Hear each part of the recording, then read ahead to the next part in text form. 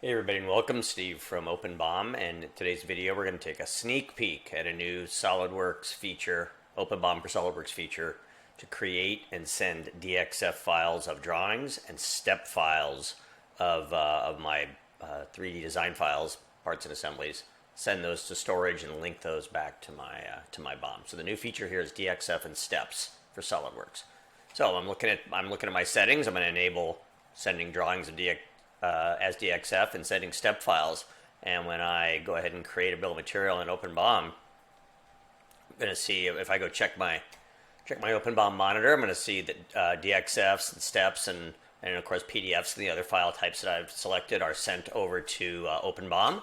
And when I open the bill of material, I'll see that I've got some new properties, DXF drawing and STEP file, in my storage. In this example, I'm using the OpenBOM storage.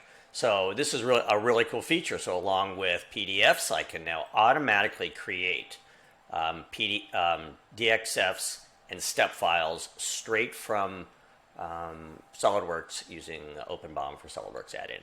I hope that is interesting. We'd love to get your feedback at support@openbom.com. Thanks.